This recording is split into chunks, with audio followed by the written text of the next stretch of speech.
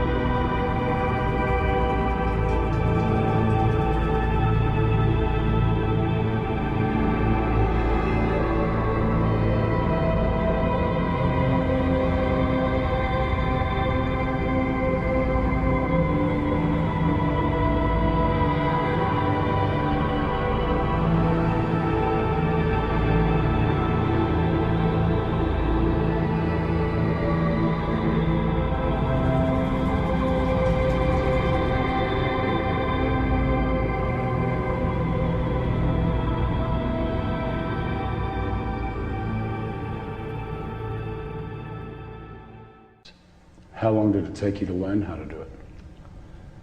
It took me about 6 months before I was at the point where I could start doing Solomon's magic with a goetic mirror. And it's a form of worship? Yes, it is. It's my way of worshiping God. We see the pagan gods and goddesses as personifications of forces of nature. And so we have a whole plethora of entities, and even down into the elements, where we have the gnomes and the earth, and we have the sylphs in the air, and we have the undines in the water, and then we have the salamanders in the fire. So we personify all of the elements and everything. We have a little entity of some kind or another, or a big entity for everything. Solomonic ceremonial magic is basically can be broken down into two divisions. The invocation of the angels, the holy angels, to protect you and inspire you and fill you with the power of God, and then when you've got that mastered, then you set up the dark mirror and the triangle, and then you go for what some people would refer to as the demons. But you use that angelic power that you've already acquired through the crystal ball in the center of the circle and on the altar, and you've got the power of those angels to control the demons that you evoke them out of your deep mind. And so Solomonic magic, all the way from back in the Middle Ages, can be broken down into those two facets. Tell me the procedure we're going to go through tonight, just what you're going to do, what we're going to see. What you're going to see is the evocation stage of Solomon's magic. This is the advanced stage after you have gone through the series of angelic invocations, which we're not going to specifically do tonight. They've already been done. We've got the angels already inside us and on our side, but we are going to invoke those angels with a pentagram ritual. Mike's going to do that, Father Solomon. He's going to invoke the angels with a pentagram ritual. Then I'm going to open up the psychic centers, because we are, as far as I know, we are the only lodge in the West that has a full operating system of chakras. We have all the planets and the spheres of the Kabbalistic tree of life right in one straight line. So we operate that way. So we're going to have a ritual after Mike does his pentagram ritual and establishes these four angels that we're talking about and gets them to protect us and cast the circle. Then I'm going to open up the particular sphere that we're working in, the lunar sphere. Then from there we're going to go on up to the sphere of Jupiter. And then we're going to circumambulate around the circle, the magic circle, clockwise, sunwise.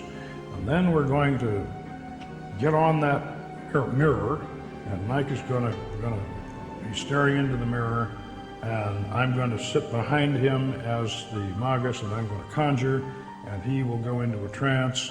We'll both be in a trance, actually. Before I'll ever do an operation, I usually know what spirit I'm going to do, and my mindset will already begin to be geared towards that spirit, and I'll already be interacting with the energies of that spirit. And then by the time I do the operation, the spiritual energies from that spirit will actually come inside of me, to the point that I'll be able to look in that mirror, and my reflection will actually morph into the spirit that I'm having a conversation with. His reflection blanks out, and as I'm conjuring, then what comes back in is going to be the spirit. What does it feel like? Are you aware of what's happening, or are you in a total trance? Can you remember what's happened? I am aware of what is happening, but there is somewhat of a transformation that does occur. So what's inside of me isn't really what's me speaking. It's these ideas that are pouring through me from a foreign energy, and these foreign energies will begin to express themselves in their own unique ways that I'll eventually realize are not my own thoughts. When we videotaped the actual summoning of the spirit in the temple, there were no rehearsals and no retakes. So what you're about to see is real, shown exactly as it happened. And in my professional opinion, it's one of the most remarkable documentations of a supernatural event ever recorded. Lies in the book of spells.